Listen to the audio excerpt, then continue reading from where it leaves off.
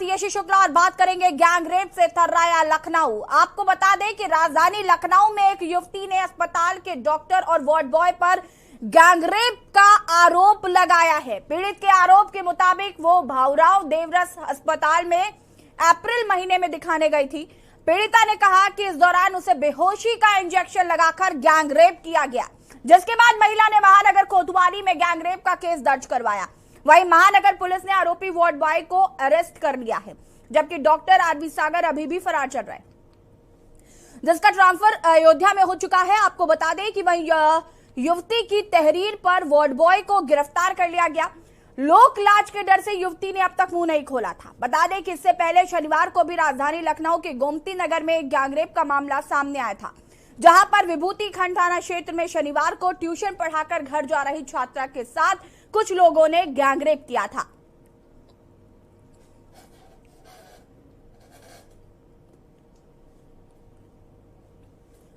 वहीं 90 घंटों के अंदर आपको बता दें कि रेप की चौथी घटना सामने आई है। राजधानी लखनऊ, जहां पर मुख्यमंत्री स्वयं विराजते हैं, जहां पर एंटी रोमियो स्क्वाड का गठन होता है, जहां पर महिला हेल्पलाइन डेस्क बनाई जाती है, महिलाओं की सुरक्षा के बड़े बड़े दावे, बड़े बड़े वादे किए जाते हैं, और वहां पर 90 दिनों के अंदर ये चौथी गैंग रेप की घटना सामने आती है। अपने आप में कई सवाल खड़े होते हैं प्रशासन पर।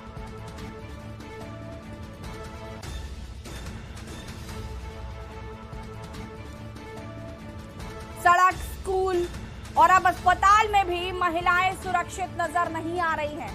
बता दें कि बेहोशी का इंजेक्शन लगाकर युवती के साथ गैंग रेप किया गया। आरोपी वार्ड बॉय को अरेस्ट कर लिया गया है। डॉक्टर फरार चल रहा है।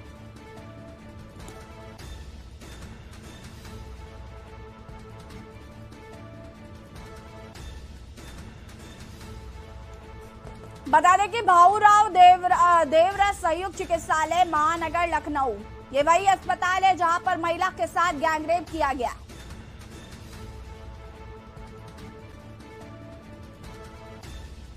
वार्ड बॉय और डॉक्टर ने मिलकर युवती के साथ गैंग रेप किया।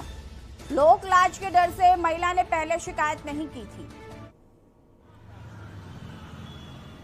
गैंग रेप, दरिंदगी की सारी हदें पार। अब अस्पतालों में भी सुरक्षित नहीं है महिलाएं।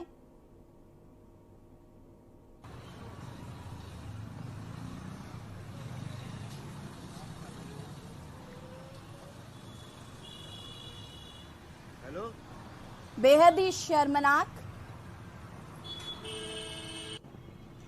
मामला ये बहुत पुराना है, लेकिन महिला द्वारा लगाया गया आरोप अत्यंत गंभीर है, जो कि इस हॉस्पिटल में न तो महिला के परिवार के द्वारा या उसके द्वारा कोई भी शिकायत यहाँ दर्ज कराई गई है, न थाने में इस बाद में 5 महीने बाद के आसपास जो है थाने में दर्ज कराई गई है। उससे जो दर्ज कराई है, जो थाने के सिपाही या एसआई ने हमें बताया कि मामला जो है गंभीर है, उसमें यहाँ के वार्ड बॉय को वो अपनी हिरासत में ले गए हैं परसों। तो बाकी ये न्यायालय में भी लंबित है, तो जो भी कानूनी कार्रवाई होगी, जो भी दोषी होगा उसके खिलाफ कानूनी कार्रवाई की जाएगी। कब लेके गए हैं ये लोग? इसको परसों रात्रि में यहाँ से थाने में ले गए।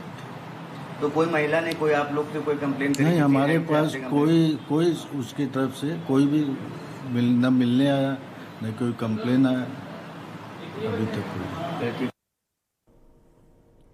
जी हाँ, तो गैंगरेप से थर्राया लखनऊ। आपको बता दें कि 90 घंटे में ये चौथा गैंगरेप का मामला सामने आया है, जो अपने आप में शर्मनाक है। राजधानी लखनऊ, जहां से बड़े बड़े फैसले लिए जाते हैं, जहां पर महिलाओं की सुरक्षा के वादे दावे किए जाते हैं, उस राजधानी लखनऊ में अस्पताल भी सुरक्षित नहीं है। ये चौंका देने वाले मामले, 90 घंटे के अंदर चौथा गैंगरेप। आपको बता दें कि अस्पतालों में भी अब महिलाएं सुरक्षित नहीं हैं, सड़कों पर महिलाएं सुरक्षित नहीं हैं, स्कूलों में महिलाएं सुरक्षित नहीं हैं।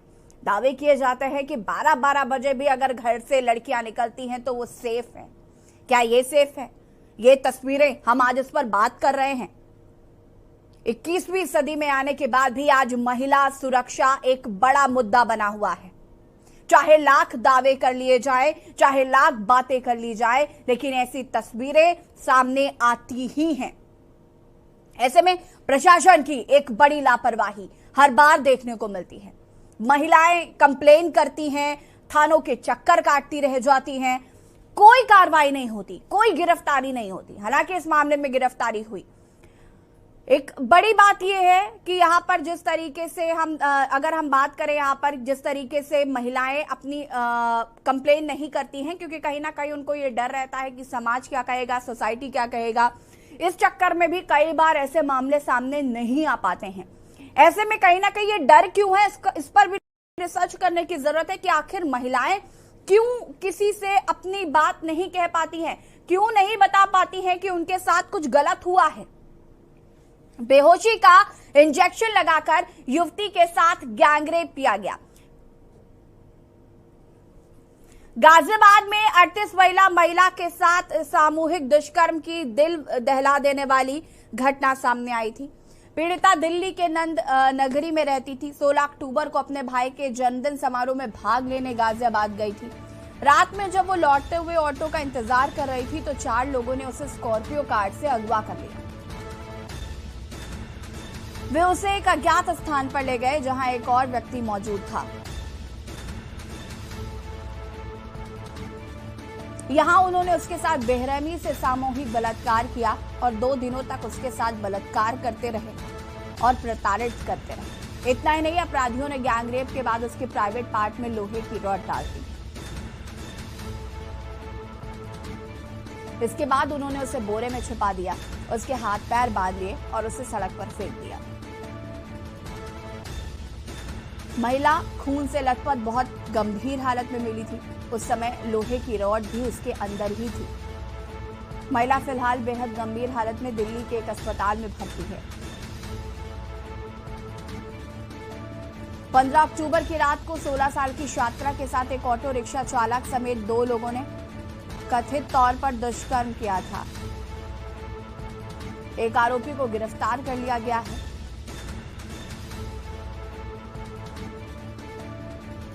अगले दिन 16 अक्टूबर को एक 55 साल की महिला ने शिकायत दर्ज कराई। उसने बताया कि आश्रम के 3 स्टाफ सदस्यों ने 4 अक्टूबर को नशे में उसके साथ दुष्कर्म किया। मामले की जांच की जा रही है। तीसरी घटना राजधानी के गोमती नगर क्षेत्र की बताई जा रही है, जिसमें नाबालिग के साथ रेप की घटना सामने आ रही है। तीसरी घटना राजधानी के गोमती नगर क्षेत्र की बताई जा रही है, जिसमें महिला के साथ गैंगरेप की घटना एक नाबालिग के साथ ये घटना बताई जा रही है। पीड़िता आरोपी से इंस्टाग्राम के जरिए मिली थी। आरोपी की शख्स ने दोस्ती के बाद नाबालिग को पार्क में मिलने बुलाया और उसके साथ रेप किया। 15 अक्टूबर की रात को 16 साल की छात्रा के साथ एक ऑटो रिक्शा चालक समेत 2 लोगों ने कथित तौर पर दुष्कर्म किया। एक आरोपी को फिलहाल गिरफ्तार भी कर लिया गया है।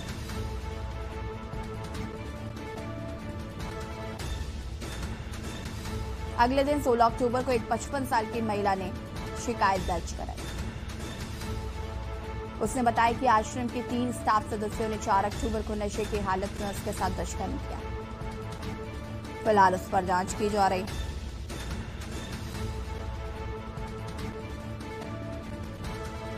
तीसरी घटना राजधानी की गोमती नगर क्षेत्र की बताई जा रही, जिसमें नाबालिग के साथ रेप की घटना की गई। पीड़िता आरोपी से इंस्टाग्राम के जरिए मिली थी। आरोपी की शख्स ने दोस्ती के बाद नाबालिग को पार्क में मिलने बुलाया और उसके साथ रेप किया।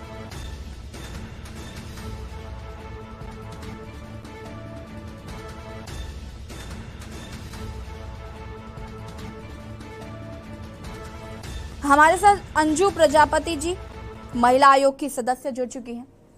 सतरूपा पांडे जी सोशल एक्टिविस्ट हैं, हमारे साथ जुड़ चुकी हैं।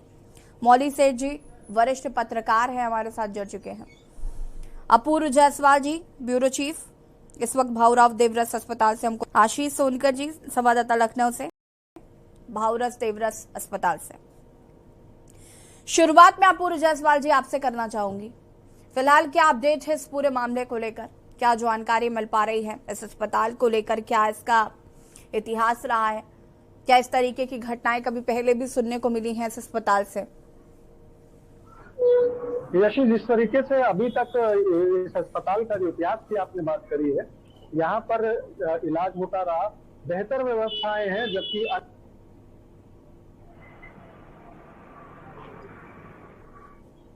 अपूर्व अनम्यूट करे खुद को। जी, आपको मेरी आवाज मिल रही है? जी जी जी। ये पौष इलाके में स्थित है, महानगर के क्षेत्र में ये अस्पताल स्थित है, और यहाँ पर जिस तरीके की व्यवस्थाएं हैं, यहाँ पर इलाज अच्छा होता है। इस तरह की इससे पहले घटना सुनने को नहीं मिली थी, लेकिन यहाँ पर जो ये घटना सामने आई है, जहाँ पर इमरजेंसी में तैनात एक वार्ड बॉय और डॉक्टर ने नशीला इंजेक्शन दे करके युवती के साथ रेप किया है। और आपको बता दूं कि इसमें तहरीर मिलने के बाद पुलिस ने कार्रवाई करते हुए एक व्यक्ति को, जो वार्ड बॉय है, उसको गिरफ्तार कर लिया है, जबकि जो डॉक्टर है वो यहाँ से स्थानांतरित हो चुका है। उसका स्थानांतरण अयोध्या होना बताया जा रहा है। अभी फिलहाल इस पर पुलिस जांच कर रही है और आगे तफ्तीश कर रही है। एक गिरफ्तारी हुई है अभी तक इसमें। हमारे पीछे देवरास भावराव देवरास अस्पताल है, यहाँ पर आप देख सकते हैं कि किस तरीके से लोगों की भीड़ इकट्ठा होती है। सैकड़ों की संख्या में लोग आते हैं, सुबह से शाम तक यहाँ पर इलाज किया जाता है। ओपीडी में यहाँ पर लोग दिखाते हैं। इमरजेंसी व्यवस्था यहाँ की चाक-चौबंद है, लेकिन यहाँ पर इस तरह की घटना ने कहीं ना कहीं जो यहाँ के डॉक्टर हैं उनकी भूमिका पर और यहाँ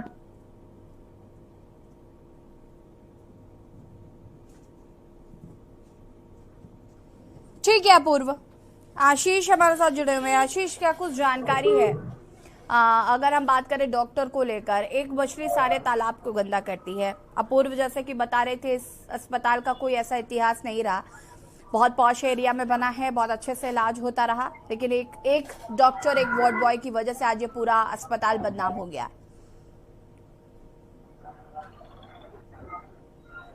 आशीष, अनम्यूट करे खुद को। यशी जी, जैसा मैं बता सकता हूँ आपको कि डॉक्टर का तो स्थानांतरण हो चुका है, लेकिन जो वार्ड बॉय था उसको परसों ही पुलिस ने अरेस्ट करके और थाने में लाके बंद कर दिया है। और अभी डॉक्टर के खिलाफ कोई कार्रवाई नहीं हो रही है, अभी डॉक्टर के खिलाफ जांच चल रही है। और जैसा कि मैंने यहाँ से सीएमएस से बात करी थी, उन्होंने बताया है कि ऐसा कोई प्रकरण हुआ नहीं था। मतलब 5 महीने बाद महिला ने कंप्लेन करी है, लेकिन महिला ने कंप्लेन किसी वजह से की होगी, कुछ दुष्कर्म हुआ, उसका बलात्कार हुआ, इसीलिए उसने कंप्लेन करी है। लेकिन उनका कहना है कि 5 महीने पहले कोई कंप्लेन नहीं की गई है, 5 महीने बाद की गई है। और 5 महीने बाद उसने, ये अप्रैल की घटना है, अप्रैल घटना में उसने सितंबर में भी तहरीर दी थी, तो उसका मुकदमा परसों दर्ज हुआ है। ठीक है आशीष जी। मैं अंजू प्रजापति जी आपके पास आऊंगी। महिला आयोग की सदस्य हैं अंजू प्रजापति जी, बहुत बहुत स्वागत है आपका के न्यूज में। राजधानी लखनऊ 90 घंटे में 4 केस, अभी इससे पहले भी हम चर्चा कर चुके हैं। और एक बड़ा सवाल बनता है कि राजधानी लखनऊ, जहां से महिलाओं की सुरक्षा के लिए बड़े बड़े फैसले लिए जाते हैं, दावे किए जाते हैं, बातें की जाती हैं, लेकिन इस तरीके की घटनाएं जब राजधानी लखनऊ में होंगी तो अन्य जो जिले हैं वहां पर क्या हाल होगा, ये आप खुद समझ सकती हैं। क्या कहना चाहेंगे ऐसी घटनाओं को लेकर?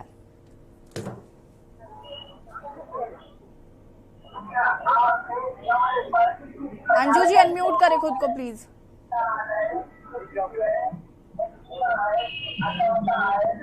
नो डाउट ऐसी घटनाएं बढ़ी हैं, और जो अभी कल की घटना हुई, शनिवार की घटना हुई है, इससे कुछ चीजें, जैसे अभी कल वाली जो घटना, अस्पताल वाली घटना हुई है, महिला के साथ जो भी दुष्कर्म हुआ था, अप्रैल में हुआ था, तो उसको तुरंत कंप्लेन करनी चाहिए थी। अगर वो अभी सामाजिक मर्यादा या जो भी उसको जिसका डर था उससे अभी वो निकल के आई है, अगर वो 4 महीने 5 महीने पहले निकल करके कंप्लेन करती तो शायद उसको न्याय अब तक मिल गया होता। डॉक्टर जो कि अभी अरेस्ट नहीं हो पाया है, दूसरी जगह स्थानांतरण हो चुका है, और जो साक्ष्य हैं काफी, वो साक्ष्य भी कम हो जाएंगे जो उसके साथ घटना घटित हुई थी। अगर वो उसी समय जाती तो अभी तक आरोपियों को सजा मिल गई। दूसरी एक चीज और कहना चाहूंगी, जो शनिवार को घटना हुई थी, कहीं ना कहीं हम समाज के नाते, सामाजिक जो हमारा जो समाज का हम हिस्सा है, तो हम सभी का एक सामाजिक समाज के नाते सबका कर्तव्य बन जाता है कि लड़कियों को जैसे पिछले बार डिबेट में कहा था कि हमें लड़कियों को भी जागरूक करना है। जैसे अभी आपकी लोहिया पार्क की नाबालिग के साथ बच्ची के साथ घटना हुई है, जो कि बहुत ही गलत है। तो बच्चियों को हम फोन दे रहे हैं, बच्चियां फोन यूज कर रही हैं, इंस्टाग्राम में अकाउंट अगर बना रहे, पहली बात तो छोटी बच्चियां नहीं बनाए, अगर वो बना रही है तो हमें एक पेरेंट्स के नाते हमें थोड़ा सा फॉलो अप रखना है कि बच्ची किससे बात कर रही है, कहाँ बात कर रही है।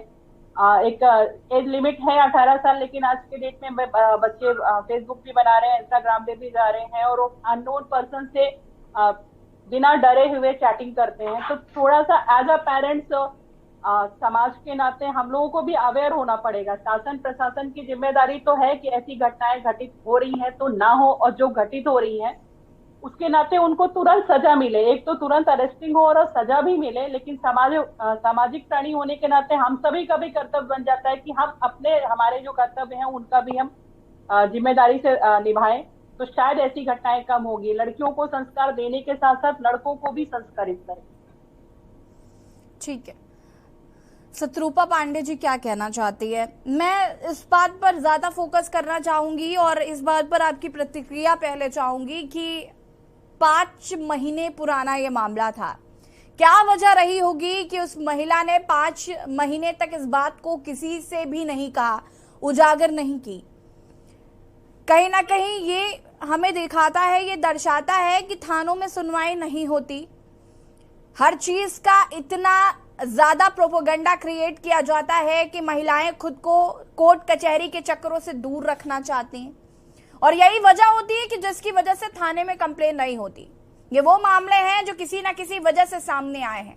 ऐसे दर्जनों मामले होंगे जो सामने इस वजह से नहीं आते क्योंकि समाज का डर, पुलिस थाने के चक्कर काटने का डर, कोर्ट कचहरी के चक्कर काटने का डर महिलाओं में होता है।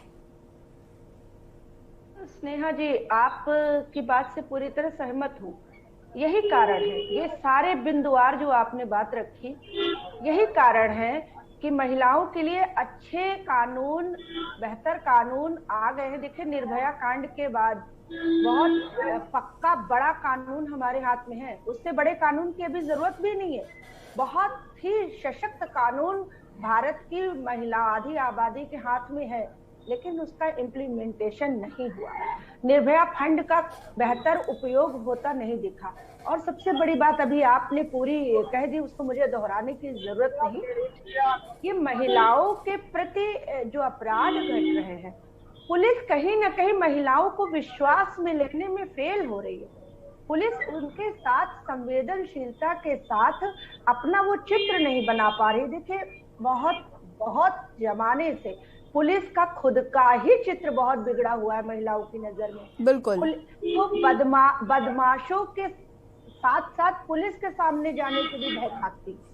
तो जब तक पुलिस उनको मित्र पुलिस के तौर पे नहीं दिखेगी, समाज अभी भी कितना भी पढ़ लिख जाए, समाज में अभी कहीं वो गांठें पड़ी हैं जहां पर स्त्री को ही दबाया जाता है कि आपकी इसमें बदनामी होगी। तो ये शिक्षा के तौर पर या पुलिस के तौर पर या प्रशासन के तौर पर आधी आबादी को बार बार बताना होगा कि जिसने आपके साथ बुरा किया है, बदनामी उसकी होनी है, उसको दंड मिलना है। आप उसकी बात को उजागर कीजिए और स्वयं के साथ साथ उस गंदी मानसिकता को गिरफ्त में डलवाकर भावी महिलाओं को, भावी अपराधों को रोकिए। लेकिन ऐसा होता प्रतीत नहीं होता है। आपने बिल्कुल पॉइंट पर बात कह दी कि ये महिला जो है अप्रैल में जिसके साथ ये दुष्कर्म हुआ, निश्चित रूप से यही कारण रहे हैं, उसे लगता है। और ऐसा ही होता है। पुलिस, शत्रुपा जी, मैं आपको बता दूं कि पुलिस का ऐसा चेहरा है कि जब वो अच्छे काम करती है तो उनको खबर चलानी पड़ती है कि पुलिस ने ये मानवीकृत किया है। तो आप समझ लीजिए कि पुलिस का क्या मानवीकृत होते होंगे कि हमें खबर चलानी पड़ जाती है कि पुलिस ने ये अच्छा काम किया है। देखिए, अभी चंद दिनों की बात है, 2-3 दिन पहले की बात है, यूपी पुलिस की बुराई उत्तराखंड की पुलिस का सबसे बड़ा अधिकारी, बिल्कुल अभी हाल ही में मामला चल रहा है। उनका कहना था कि ये अपनी पीठ थपथपाने के लिए किसी भी निर्दोष को फंसा देते हैं। तो देखिए कितना दुखद ये चित्र है। देखिए, किसी भी राज्य के पुलिस हो, पुलिस तो एक ही होनी चाहिए। पुलिस का लक्ष्य, पुलिस का मार्ग तो सिर्फ अपराध पर नियंत्रण है ना, लेकिन जब राज्यों की पुलिस एक दूसरे पर आक्षेप करने लगे तो कहीं ना कहीं सवालिया निशान लगते हैं। तो ये जो पुलिस हमारी यूपी की पुलिस देखिए भ्रष्टाचार के चंगुल में है। विभिन्न मुद्दों पर हम आपके साथ कई बार इस पर बहुत विस्तार में भी बात कर चुके हैं। देखिए, महिलाओं का विश्वास जीतने के लिए आपको किसी भी घटना पर बहुत तेजी से काम करके दंड सुनिश्चित कराना होगा। महिलाओं से आड़े तिरछे सवाल नहीं करने होंगे। महिला पुलिस को बहुत संवेदनशीलता के साथ धीरज से उस पीड़िता की बात सुननी होगी। ज्यादातर कुंवारी बेटियां हैं, नाबालिग बेटियां हैं। अभी हमारी बहन ने विस्तार से रख दिया, महिला आयोग की सदस्य है, कि बेटियों को कैसे शिक्षित किया जाए, कैसे समझाया जाए। आज साइबर ग्रूमिंग का बहुत ज्यादा चल रहा है। देखिए, उसमें छोटे बच्चे जो भी अकाउंट बनाते हैं उनके साथ बात करने वाला हो सकता है उनकी एज का ना हो, बहुत बड़ी एज का, ज्यादातर ये बड़ी एज हैं, पीड़ित कर देते हैं, फिर अलग अलग अकाउंट बनाकर उनका शोषण प्रारंभ करते हैं। तो क्या इस पर सरकार को, चूंकि इतना हर बच्चे के हाथ में मोबाइल है, देखिए मोबाइल अब बच्चों के हाथ में जाएगा क्योंकि मोबाइल बेसिक हो गया है, अभी पढ़ाई होने लगी है फोन पर, आप फोन से दूर नहीं कर सकते। नहीं, और तकनीक को बच्चों से दूर करने के बजाय हम तकनीक की परिभाषा बच्चों को समझाएंगे ना। बिल्कुल, हम बच्चों को बताएंगे कि इस आग से आप भोजन पका सकते हैं और इस तरह से आप खुद को। ठीक है सतरूपा जी, मैं वापस आपके पास आऊंगी। हमारे साथ मौली सेठ जी भी जुड़ी हुई है, लगातार वरिष्ठ पत्रकार है हमारी। मौली जी, आपका भी बहुत बहुत स्वागत है आपका के न्यूज में। और इस पूरे मामले को लेकर ना सिर्फ आज ये जो घटना हुई, मैं सिर्फ इस पर ही फोकस नहीं करना चाहूंगी, अभी अन्य जो और घटनाएं हुई, एक तो ऐसी घटनाएं होती हैं, उसके बाद जो हमारे नेताओं के बयान सामने आते हैं, गलती हो जाती है जैसे बयान, और महिलाओं को सही तरीके से चलना, बैठना, उठना सिखाया जाए, तमाम चीजें। इसे कैसे देखते हैं आप? क्योंकि आज समाज किन कुरीतियों में रह रहा है ये आप देख सकते हैं कि लोक लाज के डर से एक महिला अपनी कंप्लेंट नहीं लिखा पा रही है क्योंकि उसको लगता है कि हम जाएंगे, हमसे 75 सवाल पूछे जाएंगे, बदनामी होगी। ये बदनामी का डर, ये समाज का डर, ये किस ओर ले जा रहा है लड़कियों की सुरक्षा को? किस ओर जा रहा है हमारा देश? किस ओर जा रहा है हमारा प्रदेश? देखिए, मैं आप ज्यादा इधर उधर की क्या बात करूं, आपकी इस चर्चा में ही आप देख लीजिए फोकस कहाँ है। मतलब लड़कियों को संस्कार दिया जाए, लड़कियों को बताया नहीं, जाए। अंजू प्रजापति नहीं मौली जी, अंजू प्रजापति जी ने आगे भी उन्होंने कहा कि पुरुषों को भी, अगर हम महिलाओं को सीख, देखिए अच्छी बात है, इंस्टाग्राम, फेसबुक, व्हाट्सएप, इसमें मिसयूज हो रहा है, ये हम सभी जानते हैं, ठीक है। अगर पेरेंट्स को ध्यान देना है तो लड़की लड़कों दोनों पर दें, और ये बात अंजू प्रजापति जी ने कही, तो मैं इसका विरोध तो खैर नहीं करती हूँ। मौली जी, और नहीं, मैं कुछ और कह रही हूँ, और बात यहाँ पर शायद हम किसी व्यक्ति विशेष को डिफेंड करने के लिए नहीं बैठे, बिल्कुल हम इस समस्या पर बात कर रहे हैं। मैं किसी व्यक्ति विशेष पर टिप्पणी भी नहीं कर रही जी, ये तो एक अलग मुद्दा है जी। मैं सिर्फ ये कह रही हूँ, महिला का कपड़ा, महिला का संस्कार, महिला को सावधान करना, ये सब कुछ हमें करना है, लेकिन जो हमें करना है सबसे पहले उस पर हम बात ही नहीं कर रहे। हम इस बात पर सवाल ही नहीं उठा रहे हैं कि भाई जिन लोगों की दृष्टि इतनी गंदी है, मानसिकता गंदी है, उनको डराने के लिए हम क्या कर रहे हैं? क्या हम कोई ऐसा संदेश दे रहे हैं जिससे उनके अंदर डर पैदा हो? आप बातें कुछ भी करें, एक महिला डर की वजह से थाने नहीं गई 5 महीने, जिनसे उसे डर लगता है उनको संस्कारित करने की कोई बात हो रही है क्या? उन तक कोई संदेश जा रहा है क्या? दूसरी बात ये है, हर बार ये जब हम खुद यही बात की, हम बाद में कुछ भी कहें, जब बात की शुरुआत यहां से होती है कि भाई उन्हें समझना चाहिए था। तो मुद्दा संवेदनशीलता वहीं खत्म हो जाती है, क्योंकि हम इसीलिए तो नहीं जा रहे थे। आप उसकी मानसिकता सोचिए जो पीड़ा में है, वो ये कह रहा है हम इसीलिए तो नहीं जा रहे थे। मैं जानती हूं कि सब कुछ होना चाहिए, लेकिन पहले फौरी तौर पे मरहम रखने के लिए हम क्या कर रहे हैं? बिल्कुल। क्या हम पहली बात ये कहते हैं कि इस समय तो उस आदमी को पकड़ के तुरंत सजा देनी चाहिए? क्या हम ये कहते हैं कि डर नहीं लगना चाहिए? हम ये कह रहे हैं उसे डर लगता है, पर उसे डर नहीं लगना चाहिए। इसके लिए हम क्या कर रहे हैं? एक प्रदेश में आप ये सोचिए, मैं केवल उत्तर प्रदेश को नहीं घेर रही, एक प्रदेश में 90 घंटे में के अंदर इतने मामले आ गए। पूरे देश का सोचिए, और ये वो मामले हैं जो रिपोर्ट हो गए। जो रिपोर्ट नहीं हुए उन मामलों का क्या?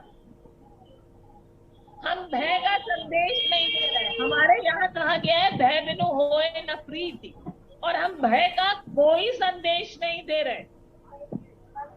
किस बात से डर रहे बोलो? हमारे यहाँ से हर तरफ से संदेश जा रहा है कि भाई गलती हो गई, ये गलती है, ये गुनाह है, ये पाप है। अगर निकृष्ट काम कोई हो ही नहीं सकता। और आप उसमें जब आप ये बताते हैं ना, आपकी चोट लगी, जरा सा अगर हाथ जल जाए और घर में खाना बनाते हुए और ये कहा जाए कि देख के नहीं करती हो, पहला गुस्सा ये आता है मेरा हाथ जल गया, आप मेरा देख के नहीं करती हो। अरे वो तो हम बाद में देख ही लेंगे, आगे से ध्यान रखेंगे।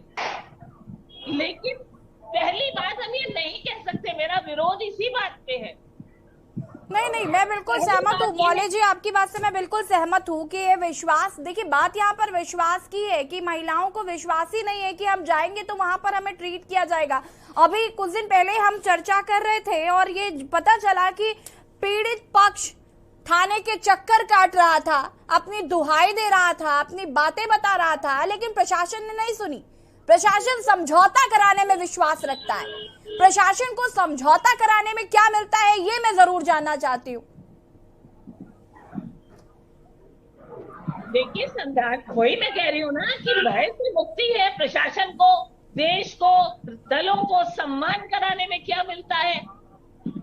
लोगों को डर दूर से बचाने में क्या मिलता है?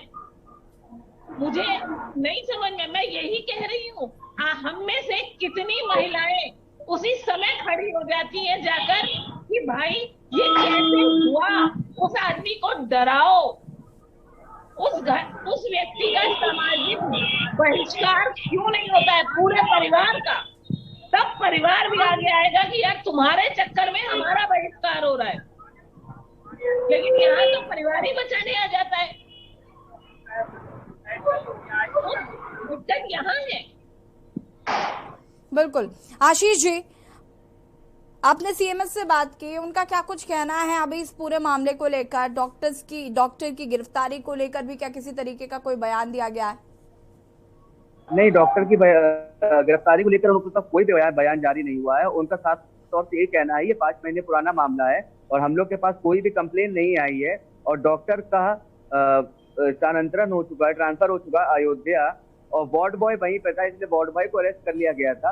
अभी डॉक्टर के खिलाफ कोई भी कार्रवाई नहीं हुई है। ठीक है अपूर्व, मैं आपसे जानना चाहूंगी ये मामला मीडिया तक कैसे पहुंचा?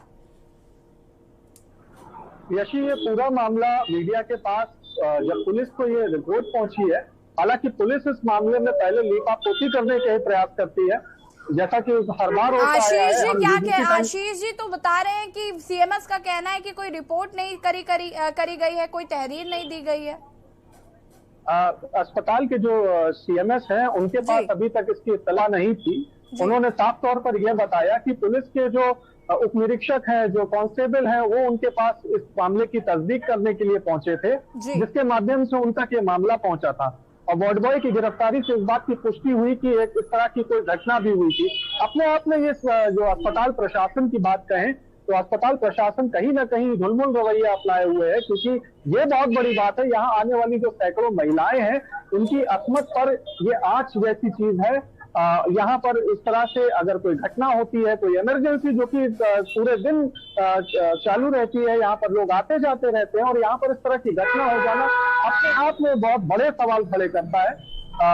जैसा कि बताया गया कि घटना 5 महीने पहले की है। 5 महीने पहले की होने के बावजूद उसको रिपोर्ट करने में इतना समय इस वजह से भी लग सकता है क्योंकि लोकलाज का डर भी होता है लोगों के अंदर, हमारी सुनी जाएगी या नहीं सुनी जाएगी, पुलिस उस पर कार्रवाई करेगी या नहीं करेगी। और दूसरी चीज ये है कि हम रिपोर्ट लेकर के थाने के कितने चक्कर लगाएंगे। इन तमाम जो बातें हैं उनको लेकर के कहीं ना कहीं अभी तक डिले हुआ है, लेकिन अब डिले नहीं होगा। एक व्यक्ति इसमें गिरफ्तार किया गया है, दूसरा जो डॉक्टर है उसके विषय में जिसकी गिरफ्तारी हुई है अपूर्व, क्या उसकी तरफ से किसी तरीके का कोई स्टेटमेंट दिया गया है? क्या उसे आधिकारिक किया गया है, आधिकारिक कोई बयान जारी किया गया हो उसकी स्टेटमेंट को लेकर? यशी गिरफ्तारी के बाद जो आरोपी होता है उसका खुल करके किसी तरह का स्टेटमेंट देना संभव नहीं होता है, क्योंकि वो पुलिस की तरफ से कोई स्टेटमेंट बताया गया है कि उसकी तरफ से कोई कबूलनामा आया है? मैं ये पूछ रही हूँ अपूर्व। पुलिस की तरफ से मैं बता दूं आपको कि अभी तक कोई आधिकारिक रूप से बयान जारी नहीं किया गया। पूरे मामले में अभी भी जांच की बात कही जा रही है। जो एसीपी हैं महानगर क्षेत्र की जया शांडिल्य, उनके द्वारा जल्द ही अभी कुछ ही देर में इस पर बयान जारी हो सकता है। महिला अधिकारी, तेज तर्रार अधिकारी है और वो पूरे मामले की जांच की बात कर रही थी। अभी इस पर आधिकारिक रूप से कुछ ही देर में स्टेटमेंट आने की उम्मीद की जा रही है। यशी, ठीक है। अंजू जी, पिंक थाने बनाए गए, पिंक स्कूटी बनाई गई, क्यों बनाई गई? इसका क्या मोटिव रहा, इसकी क्या मंशा थी? आप बता पाएंगे अंजू जी कि आखिर ये पिंक थाने, पिंक स्कूटी क्यों बनाई गई थी? पिंक थाने और पिंक स्कूटी जो बनाने का जो सरकार की मंशा ये थी, कई बार महिलाओं को कैब बुक करती हैं, उनको वेट करना पड़ता है। कुछ ऐसी महिलाएं होती हैं जो जिनके साथ छोटे बच्चे होते हैं, उनको लेकर के वेट करना है या अपने बच्चे को फीड कराना है। ऐसी महिलाएं जो अकेली है, जिनके साथ में कोई नहीं है, उनकी मदद के उद्देश्य से पिंक थानों का निर्माण किया गया था और पिंक स्कूटी जो कांस्टेबल्स को दी गई थी, उन महिलाओं की मदद के लिए ही इसका निर्माण हुआ है।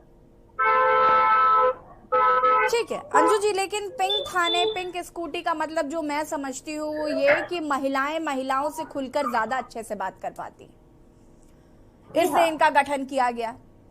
क्योंकि कहीं ना कहीं हम भी ये जानते हैं और हमारा समाज इस बात को स्वीकार करता है कि जो नॉर्मल थाने हैं वहां पर महिलाएं अपनी बात नहीं कह पाती।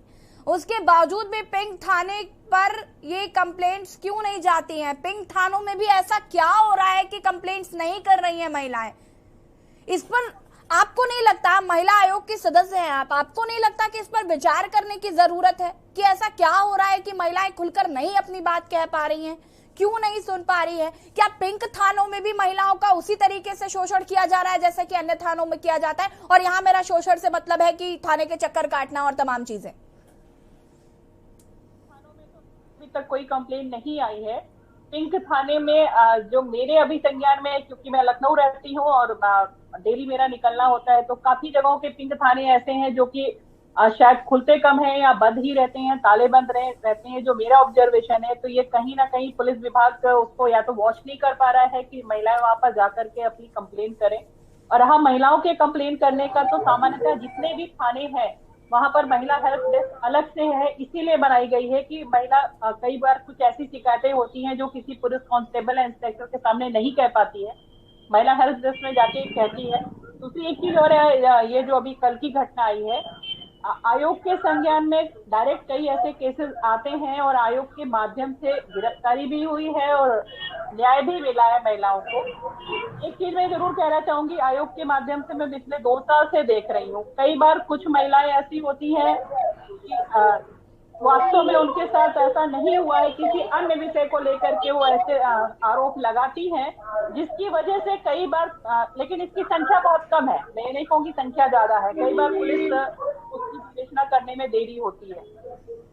ठीक है शत्रुपा जी, मैं अंजू जी की सारी बात ना लेकर के जो लास्ट लाइन अंजू जी ने कही कि कुछ महिलाओं के केसेस में ये झूठा भी होता है, ये मैं और आप बहुत अच्छे से जानते हैं कि कई बार ये भी होता है, हर समय पुरुष गलत हो हम नहीं कह सकते, लेकिन पुरुष गलत नहीं होते, हम ये भी नहीं कह सकते। पुरुष गलत होते हैं, लेकिन हाँ ये बात जरूर है कि पुरुष जो है होते हैं उनपे संख्या कम होती है, लेकिन कुछ ऐसे भी होते हैं जो प्रताड़ित किए जाते हैं महिलाओं द्वारा। ऐसे में कहीं ना कहीं पुलिस कंफ्यूज होती है। और प्रथम दृष्टया इसका मतलब ये तो नहीं कि प्रथम दृष्टया हम यही मान के चले कि ये महिला झूठ बोल रही है। प्रथम दृष्टया हम ये भी तो मानकर चल सकते हैं कि पुरुष झूठ बोल रहा। देखिए यशी जी, ये महिला संबंधी अपराध के पर ही क्यों, जितने भी कानून बनते हैं उनका कहीं ना कहीं दुरुपयोग एक कोई ना कोई संख्या है जो दुरुपयोग करती है। ये कानून के साथ लगा रहता है। तो महिला के संबंध में भी अपराध में कोई ये अपवाद नहीं हो सकता कि यहाँ पर दुरुपयोग नहीं होगा। विभिन्न महिलाएं होती हैं और देखिए अपराधी महिला या पुरुष नहीं होता है, अपराधी होती है मानसिकता। तो ये तो कहीं पर भी हो सकती है, स्त्री भी अपराधी मानसिकता की हो सकती है। लेकिन मैं फिर वही कहूंगी कि एक लाइन बहुत समय से प्रचलित है और मैं हमेशा उसको कहती भी हूँ कि स्त्री की काल कभी कभी बन जाती है। तो जैसा अभी उल्लेख हुआ है, ये उन काल स्त्रियों में से होती हैं जो अपने ही कानून को कमजोर करने का कार्य करती है। यानी एक की किसी गलती की वजह से ये संख्या बहुत कम होती है। अभी अंजू जी ने कहा कि संख्या, हालांकि ये संख्या कम होती है लेकिन बहुत सारी महिलाओं का के लिए समस्या बन जाती है। जैसे आज इतनी गंभीर विषय पर उस 1% महिला का अगर जिक्र आ गया तो उससे 90% प्रताड़िताओं के कंप्लेन पर बड़ा बुरा असर पड़ता है। और मैं जरा इस आज जो घटना है, मैं इस पर चंद शब्द और जोड़ना चाहूंगी। देखिए ये घटना बहुत गंभीर है यशी जी, ये घटना बेहद गंभीर है इसलिए कि जो अस्पताल होता है, अस्पताल में जो भी पेशेंट जाते हैं बेहोशी से उनका पूरा विश्वास के साथ कनेक्शन होता है। हमें वहां बेहोशी दी जाती है, हमें एनेस्थीसिया दी जाती है, तब हमारी चिकित्सा होती है। वो डॉक्टर हमारा भगवान होता है, वहां के वार्ड बॉय, वहां की नर्स हमारे देवता होते हैं। कहीं ना कहीं आप देखिए, अगर किसी को बेहोश करके उसकी अस्मिता लूट ली गई, ये एक समाज की बहुत बड़ी व्यवस्था को धक्का लगा है, समाज की बहुत बड़ी व्यवस्था पर कुठाराघात हुआ है। तो मुझे लगता है इस मामले, भले 6 महीने बाद ये उजागर हुआ, इस मामले की तो इतनी बड़ी गहराई के साथ जांच होनी चाहिए और इसके जो आरोपित हैं उनको इतनी सख्त सजा मिलनी चाहिए कि दोबारा ऐसे संवेदनशील स्थानों पर, देखिए अस्पताल में तो बड़े विश्वास के साथ लोग जाते हैं, कुछ लोग भर्ती होते हैं, कुछ उनके अटेंडेंट होते हैं, कुछ वृद्ध होते हैं, उनकी कुंवारी बेटियां चिकित्सा इलाज के ले आती, महिलाएं बेहोश की जाती है। बेहोशी में आप देखिए कितने सारे प्रसव पुरुष कराते हैं डॉक्टर, लेकिन वो उस वक्त पुरुष नहीं होते हैं, उनके सामने हम एक शरीर नहीं होते हैं, हम एक पेशेंट होते हैं।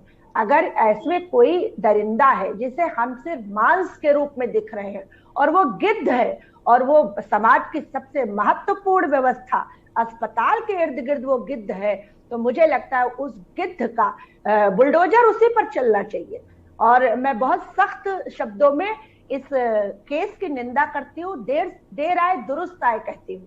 ठीक है, उस बहन ने हिम्मत की, जो भी परिस्थितियां रही हो, अब उसकी हिम्मत को हजारों उन पीड़िताओं को जो पीड़ित हो चुकी है और जो आगे कभी पीड़ित ना हो, उनके लिए नजीर बने और इस देर से आए हुए केस को बहुत जल्दी सॉल्व किया जाए। मौली जी क्या कहना चाहेंगी? अनम्यूट करें खुद को। मौली जी अनम्यूट करें खुद को। मौली जी आप मुझे सुन पा रही हैं? अनम्यूट करें खुद को। मैं ये कह रही हूँ कि मैं बात यहीं से उठाना चाहूंगी, जब हम इतनी गंभीर विषय पे चर्चा कर रहे हो तो उस क्षण किंतु परंतु कॉमा फुल स्टॉप नहीं लगाने चाहिए। क्या होता है उस पे चर्चा होनी चाहिए, लेकिन उसका चर्चा का समय फिर अलग होना चाहिए। इस समय तो क्या हुआ है, वो कितना तकलीफ देने वाला है, उस पर बात होनी चाहिए। सच्चाई ये है कि लूप होल हो या ना हो, हम महिलाएं सुरक्षित महसूस नहीं कर रही। हम अपनी बेटियों को लेकर आशंका से भरी हुई हैं। और इस वक्त हम कैसे कुछ भी कह सकते हैं, कि कैसे एक्सक्यूज दे सकते हैं कि गलत हो सकता है इसलिए सावधान रहो। कभी तो कोई पल होता है जब हम असावधान होते हैं, हमें इतना भी अधिकार नहीं है। तो इसलिए महिला और पुरुष में मत बांटिए, हम व्यक्ति हैं, कभी तो हम जीने की, खुलकर जीने की जगह चाहते हैं। इतना सफोकेट क्यों कर दिया है? और वो लड़की डरी हुई है इस समय, उसे बहुत सहारे की जरूरत है। और जब वो आई तो हम बताएं इतने दिन हो गए, ऐसी घटनाएं और ना हो, डर पैदा हो, इसके लिए हमें इस समय सिर्फ इस बात पे खड़े रहना होगा। हम जानते हैं दहेज कानून का भी गलत इस्तेमाल होता है, तो क्या हम इस कानून को हटा दें? नहीं हो सकता। हमें सावधान होना पड़ेगा। हमें अगर शिक्षा देनी है तो हमें परिवारों को, पुरुषों को, महिलाओं को साथ साथ शिक्षित करना होगा। महिलाओं को ये सीखना होगा कि वो सुरक्षा कैसे करें अपनी, और पुरुष को ये सीखना होगा कि कैसे वो महिला को सुरक्षित महसूस कराए।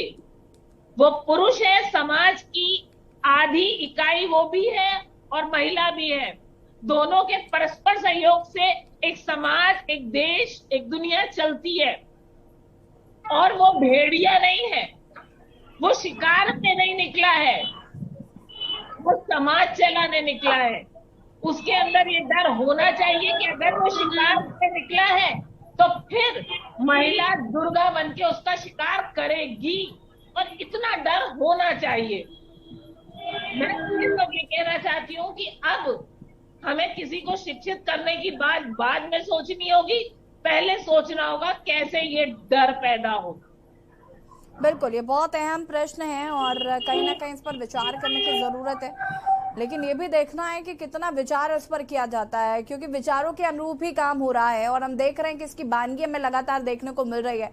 क्या ही बात की जाए जब 90 घंटे में 4 गैंगरेप की ये वारदातें सामने आ रही हैं। और मुझे तो सोच सोच के उन लोगों के बारे में बुरा लग रहा है जिनके मामले सामने नहीं आ पाते हैं। उनकी मनोस्थिति, मनोदशा क्या होती होगी, ये सोच सोचकर मुझे ज्यादा बुरा लग रहा है। खैर, इस पर हम आगे बात करेंगे। अपूर्व लगातार हमारे साथ बने हुए हैं। अपूर्व, आपसे जानना चाहेंगे, अस्पताल में क्या किसी तरीके की कोई पूछताछ के लिए पूछताछ की जा रही है? देखिए, पुलिस अभी यहाँ पर पूछताछ के लिए कई लोगों से मिल चुकी है। कल रात से लेकर के अभी तक कई बार पुलिस ने यहाँ पर आकर के लोगों से मुलाकात करी है। यहाँ के जो प्रबंधन है, जो प्रशासन है यहाँ का, सीएमएस से मुलाकात करी है और डॉक्टरों से पूछताछ भी की गई है और बारीकी से इसका पूरी पड़ताल की जा रही है। ये भी देखा जा रहा है कि हम आपको दिखाना भी चाहेंगे कि किस तरीके से यहाँ पर भीड़ इकट्ठा होती है। इमरजेंसी वार्ड है यहाँ पर, इमरजेंसी वार्ड में हम आपको लेके चलेंगे। हम चाहेंगे अपने कैमरामैन से कि वो दिखाएं कि यहाँ पर किस तरीके से यहाँ भीड़ लगती है। ये यहाँ का ओपीडी है, हम आपको दिखा रहे हैं यशी। ये ओपीडी है जहाँ पर लोग अपने पर्चे बनवाते हैं, और उसके साथ ही हम आपको दिखाएंगे कि ये यहाँ का एंट्रेंस है भीम भाऊराव देवरस अस्पताल का, जहाँ लोग आते जाते रहते हैं।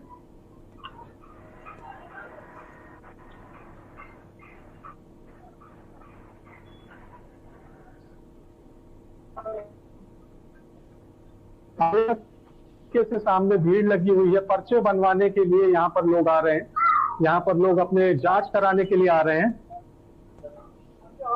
कि भीड़ रहती है यहाँ पर। इमरजेंसी की हम तरफ आपको ले चलते हैं।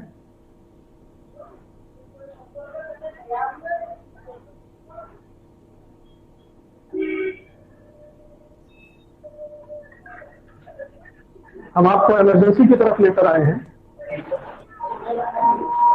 ये यहाँ का इमरजेंसी है। हाँ, देख सकते हैं आप किस तरीके से लोग आते हैं। ये इमरजेंसी वार्ड है यहाँ का। यहीं पर वो डॉक्टर तैनात थे, डॉक्टर सागर यहीं तैनात थे।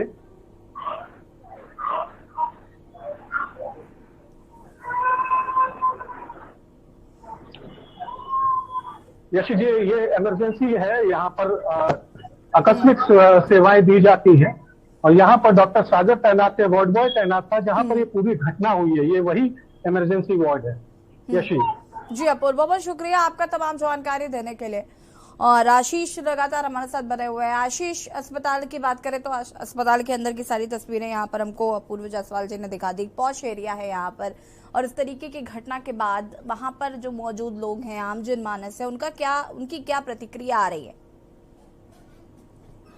ये चीज मैं बताना चाहूंगा, उनकी अभी तक कोई प्रतिक्रिया नहीं आ रही है, इस वजह से क्योंकि ये मैटर अभी इतनी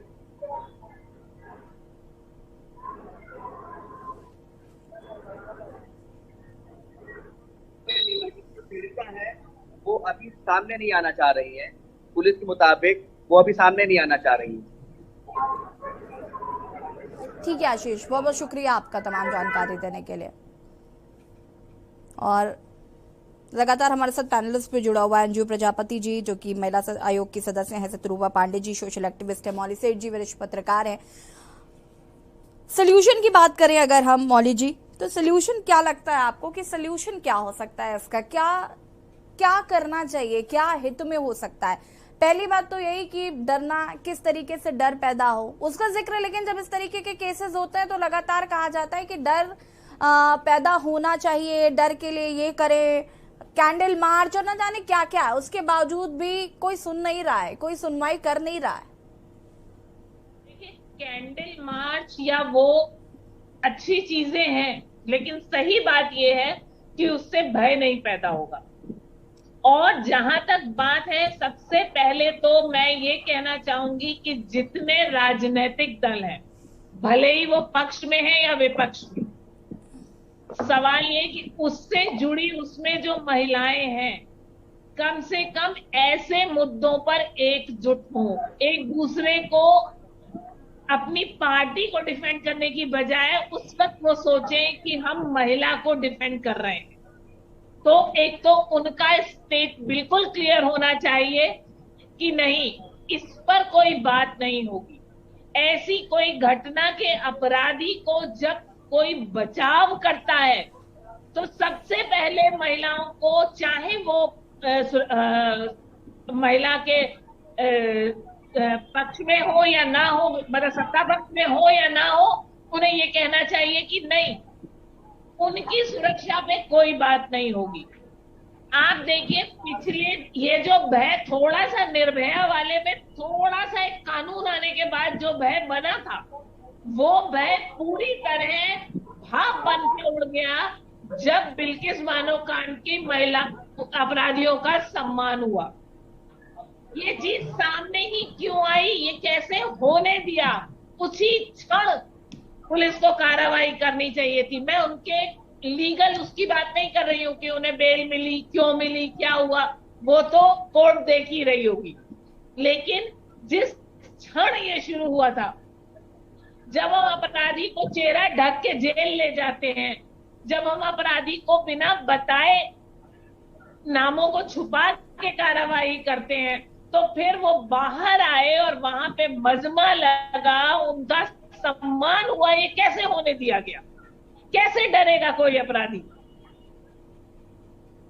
उस महिला के पास आस पास के लोग नहीं जा पाते हैं। हम लोगों को, महिलाओं को, उसकी सहेलियों को, सहेलियों के परिवारों को ये नहीं सिखा पाते हैं कि वो अछूत नहीं है, उससे भागो मत, उसकी गलती नहीं है।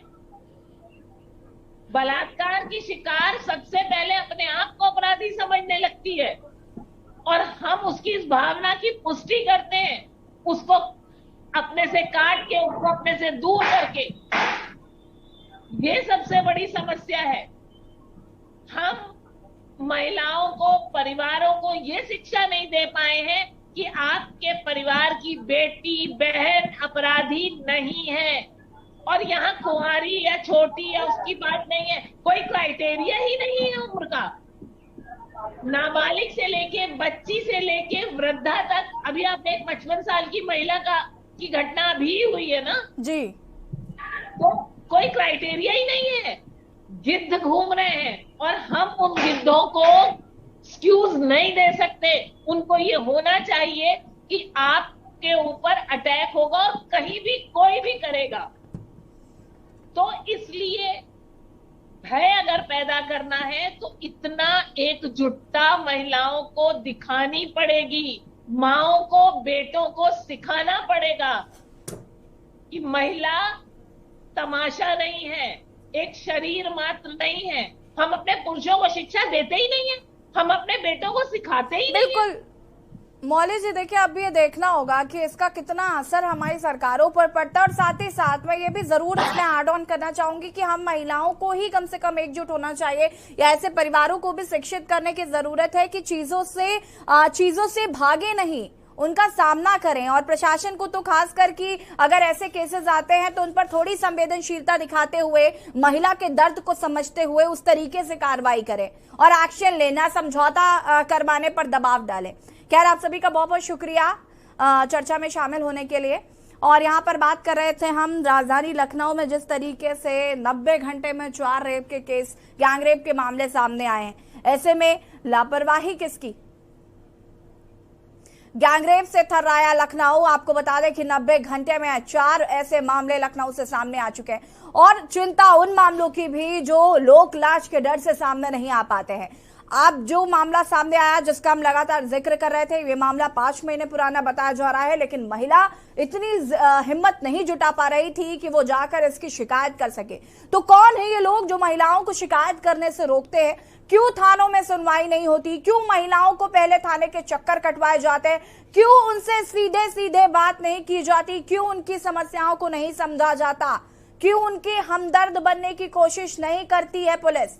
क्यों उनसे कहती है कि आप समझौता कर लो? ये तमाम सवाल हैं जिनको लेकर लगातार हम चर्चा भी कर रहे हैं कि महिलाओं को पहले से फील कराना पड़ेगा, महिलाओं को बताना पड़ेगा कि आपके साथ अगर ऐसी कोई घटना होती है तो आप थाने आ सकती हैं। समझौता करवाने का दबाव नहीं डाला जाएगा। साथ ही साथ वो पेरेंट्स जो गैंगरेप पीड़ित बच्ची या जो भी महिला जिनके साथ गैंगरेप हुआ या रेप हुआ, उनके साथ इस तरीके का व्यवहार क्यों करना है? आपकी अपनी खुद की बच्ची है, उसको सपोर्ट करिए, उसको अच्छा फील कराइए, उसको ये मत बताइए कि तुम्हारी गलती है। और कहीं ना कहीं यही वजह है कि समाज में इस तरीके के अपराध बढ़ते। महिलाओं को ही नहीं, अपने बच्चों को भी, अपने लड़कों को भी ये तालीम दीजिए कि सामने जाती हुई लड़की आपके लिए मौका नहीं है, आपकी जिम्मेदारी है। खैर, फिलहाल इस बुलेटिन में इतना ही। देखते रहिए के न्यूज़ इंडिया। नमस्कार।